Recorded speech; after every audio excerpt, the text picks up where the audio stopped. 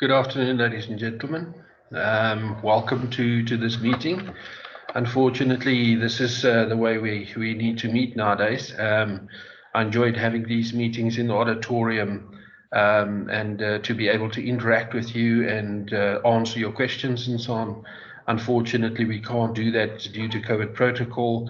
Also, online meetings does not always work because parents cannot tune in, all tune in during that time, and you always have a sort of a technical glitch somewhere. So that is why I'm doing a recording so that parents can actually listen to it whenever they want to, and they can go through it again and again, and ask questions by emailing me or coming in and chatting to me. First of all, I want to apologize because I'm a little bit late. We've had two Advotech visits and then the 3 farewell functions for Mr. Sams from all the schools. So it's been extremely hectic and I'm behind with our process, but I'm going to catch you up in the meeting. If you'll just bear with me, I'm just going to share my screen quickly.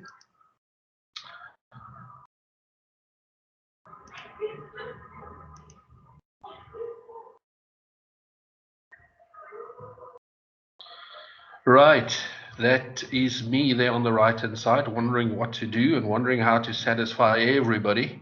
And I know that it's not going to be possible to do that, but every year I try what I can. If we go through the process that we've had so far, everything that has to do with the subject choices, you can find on the school communicator. It's on the resources. And you can just go to college academic subject choices. The link for this recording is also going to be there. Okay, so what has happened up to this point is we've looked at the steps of the process, what we're going to be following. There's already a group 1 that did psychometric testing. And I know they've got a feedback session on the 17th of September here at the school. But apparently there are more students who want to do the psychometric testing. So Liesel, they're going to be doing the psychometric testing with those guys as well, and then give them feedback before the end of the term. And then I also sent out a FET information booklet, which is quite a hefty document, and then all the subject information about consumer studies and all the subjects that we offer. And then today we do the recording, and from the recording, hopefully I can answer some of your questions, if not all your questions. But if there are questions that you still have that I cannot answer, then please just communicate with me, or just send me an email, or come in and have a chat with me. So what we are going to be doing is we're going to, from this point on, for the rest of this week and next week, we're going to have exposure classes.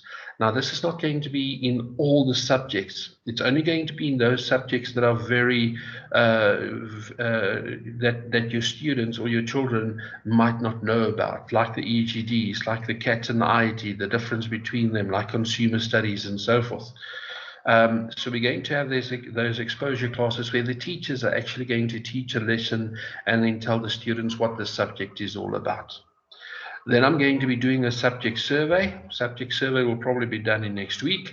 Then I've already sent out a subject menu to you, but that subject menu can change depending on the subject survey. Some of the subjects we're going to be offering in 2 lines, but we're only going to offer it in 2 lines if the demand is actually there. I'm going to talk a little bit more about the subject menu a little bit later on.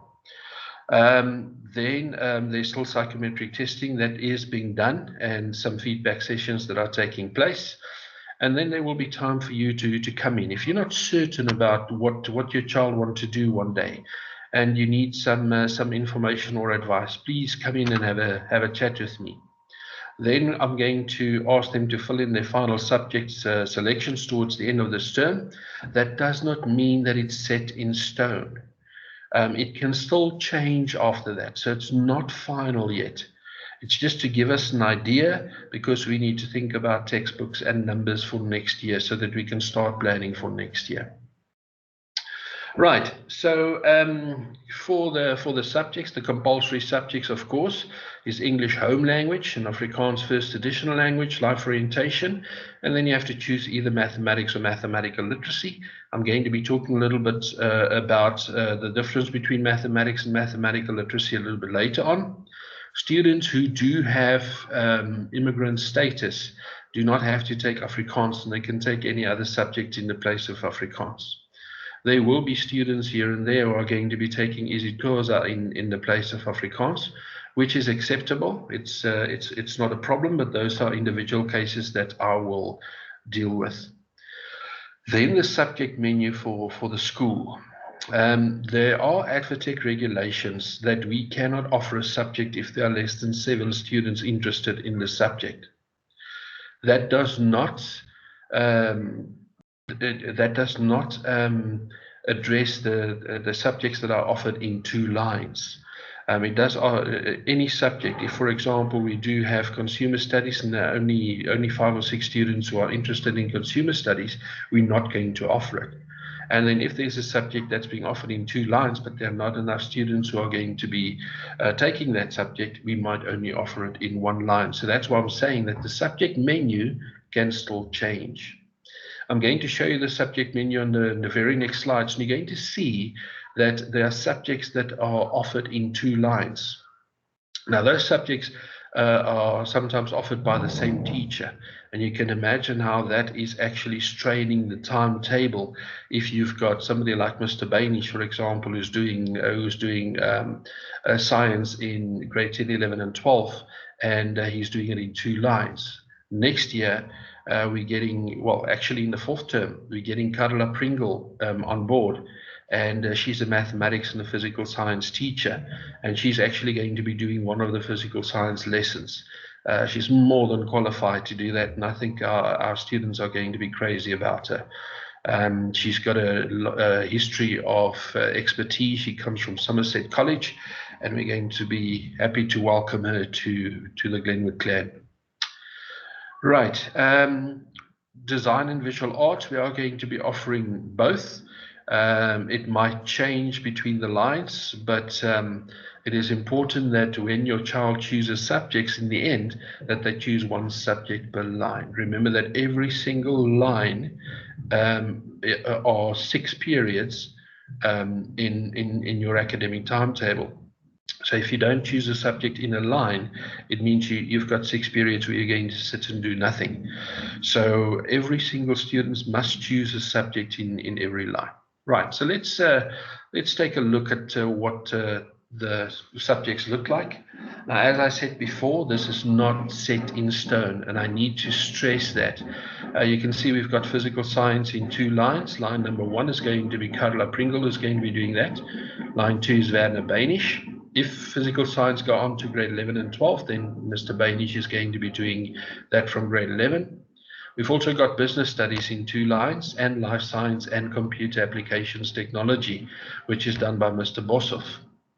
Now, if we do not get at least 20 students who are going to be interested in any one of these subjects, we're not going to be offering it in 2 lines. What we're going to be doing then is we are going to offer it only in 1 line, and we're going to satisfy as many as possible students. I don't think it's going to be a problem because we've got 84 students coming through to grade 10. So I don't foresee that it is going to be a problem. This subject menu might change after the demand survey that I'm going to do in this week or in next week. I want to postpone it as far as possible because there are still people who need to get feedback from the psychometric test, and there are actually students who need to do the psychometric test still. So it's definitely not set in stone. But you can take a look at that. It's not going to change much, but if there are changes, it is going to be to satisfy as many as possible people. Right, a few questions. Additional subjects. Can you take additional subjects? I think any student is welcome to take an additional subject. We do offer AP Mathematics. So AP Mathematics is above and beyond the 7 subjects that a student can take at school level. There is a very good chance that we're also going to be offering AP Science from next year. There's still discussion going on regarding that. And we also want to put feelers out and see if there's any demand for dramatic arts somewhere along the line. But we have to be careful because we have to make sure that it's sustainable. We also have to make sure that we can actually cover it with the teachers that we have. So more information about that is going to come your way. If you want to do an additional subject, you're allowed to do that, but it is a private arrangement. So that means that if you want to decide, but I want to do history as an additional subject, it does not mean that the teacher will automatically be teaching you in the afternoons. Remember that that subject teacher is going to be busy during the mornings teaching. So there are no open periods there where they can take you for additional subject.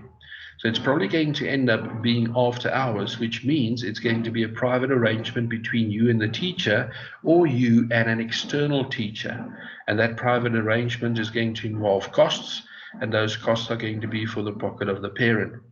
So please keep that in mind. Anybody who wants to do an additional subject can just approach me as well.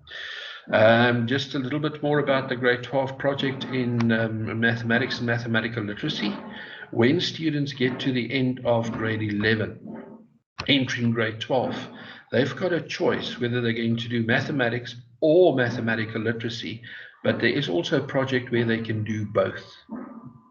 Now, people who do both are usually students who are not certain that they're going to get that 50% in mathematics in grade 12. Remember that for university, you need to have 4 subjects above 50%. And if you're not certain that you're going to get mathematics above 50%, you take mathematical literacy as a backup. But we will advise you when we get there. So you don't have to worry about that. We're going to advise you and tell you whether it's a good idea to do it or not. And then even in your grade 12 year, if you're going well with the mathematics, you can actually discard the mathematical literacy. So we'll talk about that. Then immigrant status, the rule is that if you started your schooling in South Africa in grade 7 or later, you are classified as an immigrant. So you've got immigrant status. So in grade 7 or later, then you can choose another subject in the place of Afrikaans. It doesn't have to be a language. It can be any other subject as well. But because it does not fit into the morning timetable, it does become a private arrangement with a teacher at the school or external, and it becomes a financial cost for the parents, which will be for the parents' pocket. So immigrant status, we need to apply for that. So if a student came to South Africa and started at a school before grade 7, that student will have to do Afrikaans. Later than grade 7 or later, you will have immigrant status. So make sure that we usually pick you guys up before you get to grade 10. And then we make a plan to do the application and get it sorted out. Then accommodations, getting a lot of questions about accommodations. It is important to note that accommodations can only be granted by the IEB. So from the school side, we have to do an official application to the IEB. So you might in grade 8 and 9, you might have written in a separate venue, or you might have been given extra time. Now an official application has to be done to the IEB, and that can only happen after assessment that has been done by Anne Clark. And the moment the assessment is done by Anne Clark, which unfortunately is a few $1,000s, then the official application is sent into the IEB. And then at the IEB, they've got a panel who sit on these things, and they decide whether you're going to get a separate venue or additional time or a prompter or a reader, a rest break, or just somebody who's going to kick you up the backside and make sure that you're actually writing tests or examinations. But this is not something that the school can officially give you. It is something that there has to be a course for it. You have to go through the testing, and the application has to be confirmed by the IEB. Right, changing subjects. Now, I can tell you now that you have got in your head, you've got an idea of what subjects you want to take. And it might be that you're going to get into next year and you're going to be busy for the first term, and you're going to realize, but the subject that you thought you wanted to take is not for you. It's not what you thought it was going to be. And there are going to be changes. We usually spend the whole first term on changes in grade 10 as students realize, but physical science is not for me, or I would rather do life science, not physical science, or I would rather want to do history or geography. If you're thinking about going overseas, for example, there are people who are under the impression that if you go overseas, then you need to do the Cambridge system, which is completely untrue. We haven't had a student at our school, and the IB has never had a student in its history who has not been admitted to overseas university. And we've got students studying everywhere from the UK to Germany to Portugal and so forth.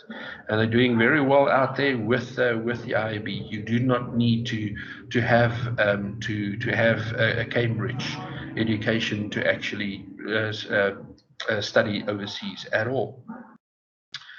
Okay, so changing subjects. What I want to stress there is, can you change subject? Yes, it's not set in stone. You're going to look at subjects, and you're going to find the subjects that fit for you, and we're going to help you with that in the first 6 months of next year. Of course, the longer you wait to change a subject, the more difficult it's going to be to actually catch up the work that you've missed. If you get to grade 11 and you want to do EGD in grade 11, unfortunately, or accounting, then we cannot let you do accounting or EGD because you would have missed a whole year. Where in other subjects, it would be easier to actually catch up the year. So the quick answer is yes, you can change subjects. We would advise that you do it in the first 6 months and not after that, but it does happen after that. And then we need to sit down with you and actually look at the subjects that you need to change. Okay, then what you can expect in grade 9. I think the two biggest adjustments in the high school is from grade 7 to grade 8, and then from grade 9 to grade 10. Your grade 10, 11, and 12 is actually 1 year of study. It's not 3 separate years. There's a greater emphasis on the end-year examination. So where in grade 8 and 9, your CAS, that means not your final examination. Your final examination counted something like 25%, and in some cases 40%. So your examination weight was smaller than it's going to be in grade 10, 11, and 12. Whether I agree with it or not is unfortunately not the issue, but it is the fact that in grade 10, 11, and 12, your final examination counts 75% of your total mark. So a lot of emphasis is placed on that final examination. So your CAS mark would include everything, all your tests, your June examinations, everything that you've done during the year. And that will be bunched up in a little 25% ball. And then you will write that final examination at the end of the year, which is 75%. You will find in grade 10 there's more critical thinking and problem solving, and there's also a greater responsibility on you, and there must be an increased work ethic in grade 10. You have to get in there, and you need to hit the ground running because you need to stay in pace from the start. The same standard that you're going to be getting in grade 10, you will get in grade 11 and grade 12. That is why if our students go through to grade 12, they do not have any surprises at the end of the year, because they have been maintaining that standard in grade 10, 11, and 12. So usually when our students write the final examination in grade 12, and I go to them afterwards to find out how it was going, they would say to me, you know, we've written more difficult examinations at school. It would actually be a sort of an anticlimax. And we know that if that's happening, then we've done our job well. So the same standard will be maintained over the 3 years. And then, of course, a lot of specialization. I think some of you are really looking forward to that you can actually take subjects that you enjoy or that you're interested in. So we'll see how that's going to go. We're going to look at how you get to universities. We're going to look at that as well. Right, so for the students who are listening, it is important that you hit the ground running. Do not underestimate grade 10. Students go from grade 9 to grade 10 and they confuse grade 10 as just another grade 9 year. It's not the same. Because there's more specialization, because there's more critical thinking and so on, you really have to get in it from the start. You can get behind so quickly. I talked to students at the end of the year in grade 10 and they said, if I just, from the beginning of the year, if I just did my bit every day, I would have been in a different position. And I want to give you that hint as well. Hit the ground running. Make sure that you attend support lessons. There are mathematics support lessons every single afternoon. There are language support lessons, physical science support lessons. You have to get through those lessons. And you've got teachers in those lessons who have taught up to grade 12 IB and have set examination papers and who've marked. You're not going to get better external support lessons tutors out there who can help you. So don't let your parents fork out a lot of money to get you out, to get you somewhere where they have to pay for extra classes.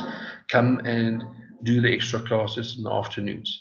I would actually tell you to, between 2 and 3 every day, make it a habit. Make it a habit to go and sit in a mathematics class. Even if you're not doing mathematics and you're doing some other homework as well, go and sit in the mathematics class and be there. Then just stay in pace. Make sure that you don't fall behind. Do your bit every day. And I want to say that again and again. Do your bit every day. If you can keep up on a daily basis, you will be in a much better position when tests come around or examinations come around. But you have to start from the start. Don't underestimate your grade 10 year. Right, then prerequisites. Some of this is official and some of them are not official. For physical science, the official prerequisite that the WCED has actually issued is that you must get a minimum of 60% in mathematics. Now, at Glenwood, we will take a look at students who have got in their 50s and we will give them a chance to do it. But if you're getting below 50 in mathematics and below 40, do not go the physical science route. Every year, we have got students who want to go into physical science and parents actually pushing them into physical science. And we've got huge numbers in physical science. And then at the end of the year or during the year, they have to change from physical science to another subject. I would, in a case like this, instead of doing physical science, I would take a subject like life science. But strictly speaking, according to stipulations, we are not allowed to have a student in physical science in grade 10 if that student do not have 60% plus in mathematics. We will be taking a look at individual cases as well. IT, it's not official, but if you don't do well in mathematics, you're going to struggle in IT because IT is pure programming and it's based a lot on mathematics. EGD, you have to be able to see 3D. If you can't see 3D, your future is not in engineering, graphics, and design. You're going to have a lot of trouble there if you do not, if you're not able to see three-dimensional. Then mathematics. We've got students. At the moment, you've got less than 50% in mathematics. You have to start asking yourself whether it's the subject for you. Especially if you've got below 40% in mathematics, I would not even advise going over and doing mathematics in grade 10. It's not official, so that means we can't force you not to take mathematics, but we can advise and we can strongly recommend, because every year we have got students who go into physical science and into mathematics, and then along the line in their grade 10 and 11 year, they have to change to other subjects. I'm going to talk about mathematics and mathematical literacy in a while, and we're going to chat about where you can go to university if you use mathematics or mathematical literacy and what those promotion requirements are. Right, practical subjects. What is important here is do not overload yourself with practical subjects. And you can see it on the slide here: design, visual arts, consumer studies, CATS and IT and EGD. If you're going to be taking 3 practical subjects, you are going to work your hiney off in grade 10, 11 and 12. Believe me, you're going to put too much pressure on yourself. So be careful and come and chat to me before you do that. It's very, very important. There's a lot of academic support at the school. Unfortunately, students don't make use of it And then they go home and tell their parents, but listen, it's not working. And then their parents start forking out a lot of money for them to attend extra classes. So I want to ask parent support here. We have got mathematics extra classes every single day. English classes we've got during the week, physical science, and your child can ask for an extra class in any of his or her subjects at any time, and the teacher needs to do that extra class. It's a private school, so that means that additional classes and support classes are available even if it's on request. We've also got a very effective peer tutor support program where students who are in the senior years, grade 11 and grade 12, who are sensitive and who can explain well, are available for students who do not want to actually talk to a teacher or address problems with teachers. Some students are just not, they don't want to discuss it with students and with teachers, and they would rather discuss it with students. So we have got peer tutor support program in place as well. The academic support is there. Yes, the standard will be high, but the support is there. But you have to make use of the support for your senior years. Right, the big question, mathematics or mathematical literacy. I have taught both of them. Up to a grade 12 level, I've been teaching mathematical literacy now for 6 years. I've been pleasantly surprised with mathematical literacy. We actually, in both these subjects, you do some of the same topics. Like, for example, finance, you do mathematics and mathematical literacy. Also probability. You also do measurement in both mathematics and mathematical literacy. In mathematical literacy, you also do maps and plans that you don't do in mathematics. So some of the topics, mathematical literacy has got 5 topics, and 4 of those 5 topics are also done in mathematics. The difference is that in mathematics, it's very abstract and it's very theoretical, where in mathematical literacy, it's concrete.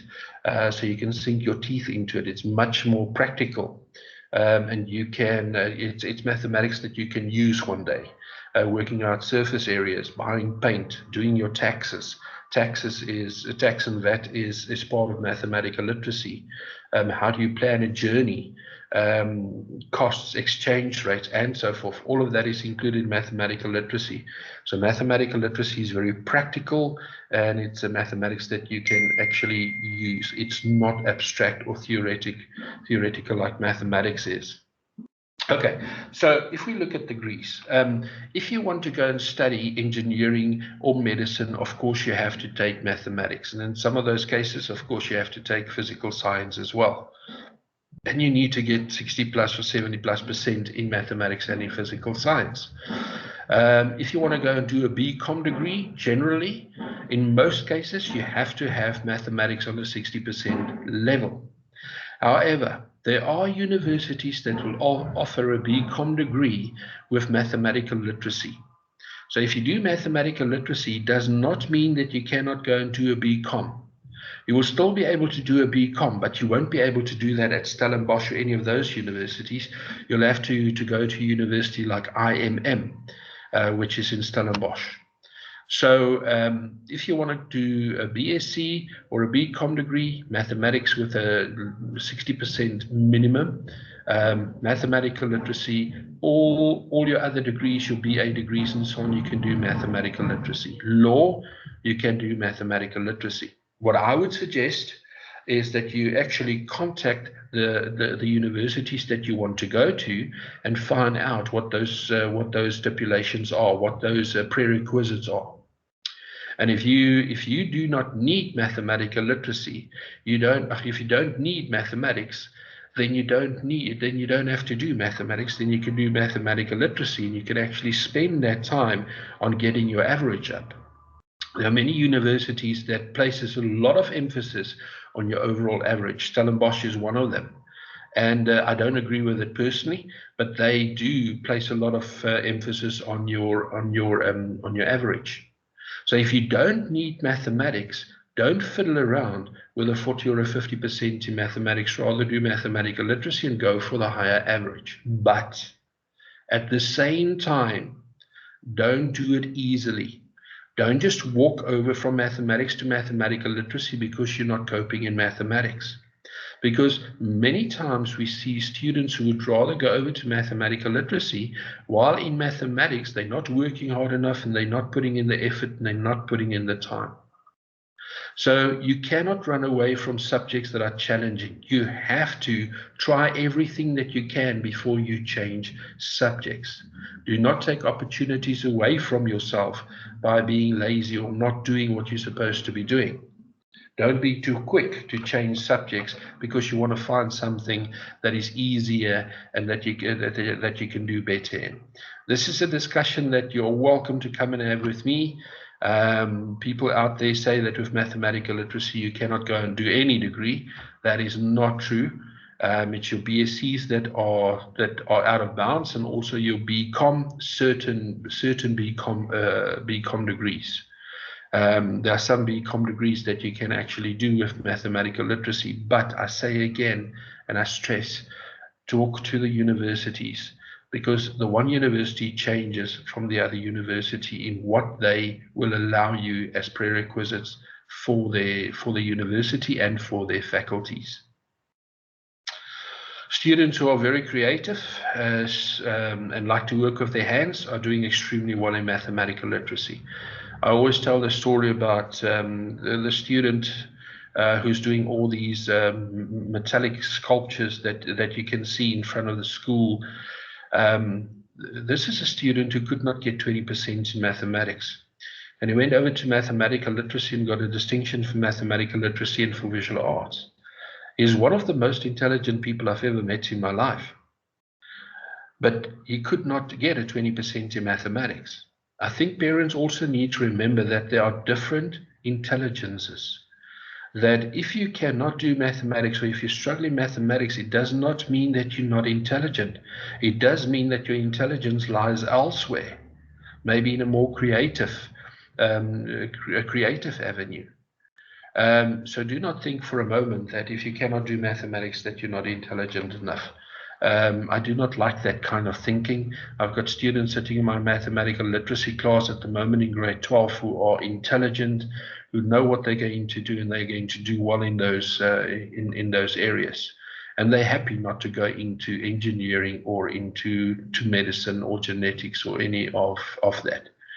So please come and have a chat with me if there are any questions on that.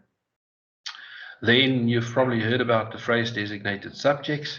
I can tell you now that all the subjects that we offer at Glenwood are acknowledged by universities. Not a single one of them are not acknowledged by universities. So this is not something to be fearful of.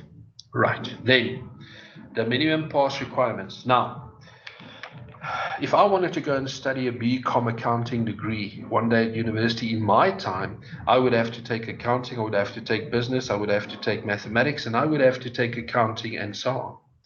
So for me to go and study a BCom degree, the prerequisites back then were that you had to get certain averages in business subjects. It doesn't work that way anymore. You can actually go and do a BCom accounting degree without doing accounting at school level. Schools like St. John's they do not even offer accounting as a subject. And they've got students going into BCom accounting directions and being business leaders around the world. So you do not even have to take, if you want to do a BCom, the only important subject there is your mathematics. You don't have to have business, you don't have to have accounting, you don't have to have consumers, you don't have to have these subjects. You don't need it. You can take your mathematics and then you can take any other subject. I always tell students, always take a subject that you enjoy, that you can live yourself out in, that you can express yourself as well. So subjects like design and visual arts and so on are actually very important subjects because they talk to your creative skills, your creative ability, which I think is just as important for a doctor or for an engineer or for an architect as well. So what do you need to pass? This is just to pass. You need English at a 40% level, then any other 2 subjects at a 40% level. Then you need 3 other subjects at a 30% level and 1 subject at a 20% level. So for those of you who thought that you didn't have to do Afrikaans, and it doesn't matter whether you get 1% in Afrikaans, you must get more than 20% in Afrikaans. Okay, so let's assume that you want to go to university. If you want to go to university, you need to have English at a 40%, and you need to have 4 other subjects above 50%. Doesn't matter what they are, then you can go to university. Of course, if you want to go and study medicine, they will specify that for that faculty you need to have a 70% in mathematics and you need to have physical science. If you want to go and study medicine or engineering, or you want to go and study architecture, they're going to tell you that you need a certain amount, a certain percentage in mathematics, you need a certain percentage in physical science. So in these cases, they're going to specify exactly what you need. But strictly speaking, to go and do a BCom and to go and do any other degree at university level, you need 4 subjects above 50%, in addition to the English at 40%. And those subjects can be anything. So you can do a BCom degree at university and you can have design and visual arts and consumer studies, for example, and it's not going to make a difference of whether you're going to be admitted to a BCom degree or a BA law degree or whatever the degree is. It's important, once again, to check this with the tertiary institutions. Make sure that you walk a road with the tertiary institutions. If you're interested to go and study at university, make sure that you talk to 3 or 4 of them every single year and make sure that the prerequisites don't change, that you're well aware of what those prerequisites are. It's important to have that relationship with the universities, because at the end of grade 11, your final marks at grade 11 are going to be used for applications to universities, and that's going to be preliminary entrance into universities. And then in grade 12, it's just going to be confirmation of that. So it's important to walk that road with the faculties. I just want to mention here, in the case of consumer studies, we've only got space for 10 students in consumer studies.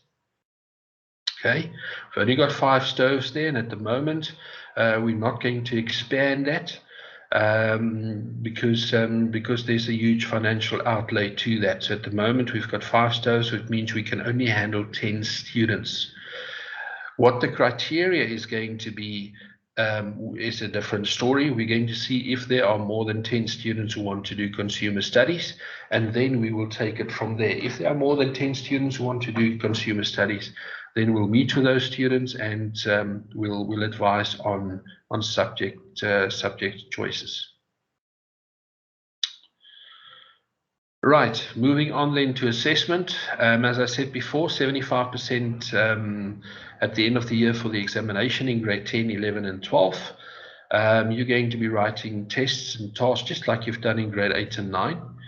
And there's moderation of the process. So moderation is being done internally between members of the same department.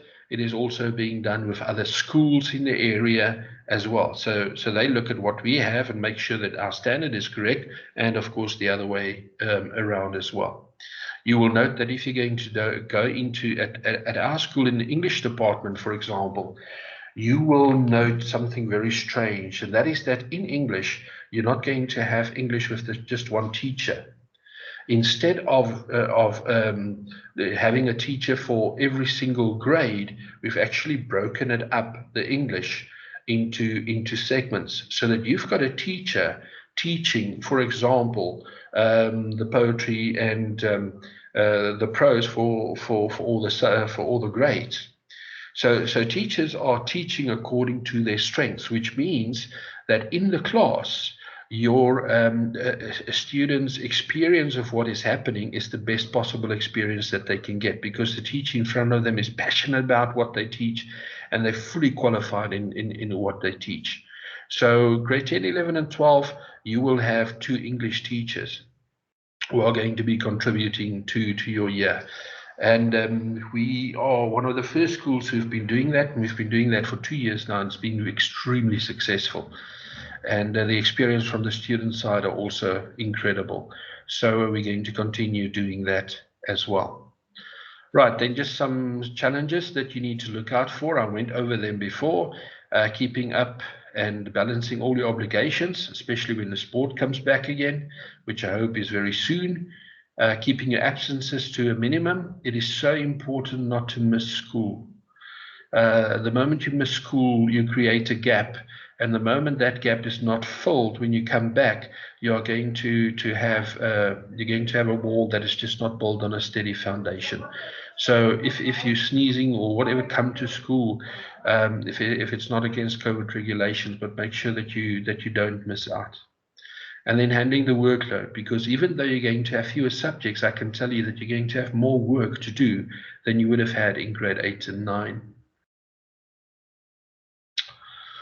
Right, that's basically from my side. I've addressed most of the questions I think you have. If you do have more questions, please just let me know. I'm going to send some information about the exposure classes out to you in the next 2 days.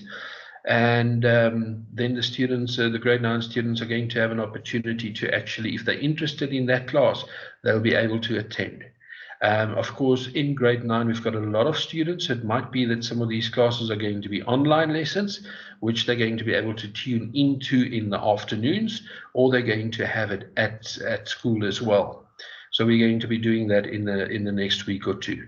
And then the subject survey, as I said, is going to be done possibly in next week to make sure that all the psychometric tests are done and that most of the feedback is done as well. And hopefully we can finish this by the end of the term. I think lastly from me, I know that choosing subjects is sometimes a very anxious exercise, and parents and students get really anxious about it because we're talking about big decisions that need to be made, and it's going to influence your future and so on. But I do want to stress, ladies and gents, it doesn't matter how much planning you do and how anxious you are about it. Your students are going to go into grade 10, they're going to experience these subjects, and they are going to see that some subjects are for them and others are not for them, and they're going to possibly end up changing a subject here and there. It's not the end of the world. They're going to find a subject choice that is going to fit them well. And in that process, we will help you. And you can always come to us and actually just sit down with us, and we can help you make a decision in that regard if you've got any questions. So I'm available on email. If you want to make an appointment, you're very welcome to just phone in. And Maggie, if she's back, at the moment Maggie's off sick, but even Adele will make an appointment for you to come and see me, and we can hash it out. Let me get rid of this. There we go. So from my side, all the best for the coming year. The best with the choices as well. And if we can help, please just let us know. All the resources, the link for this meeting is also going to be placed on the school communicator. The exposure classes timetable, everything will be placed on the school communicator as well. But I will send it out to you as well. So thank you for listening. I appreciate it. And God bless. Thank you, ladies and gents.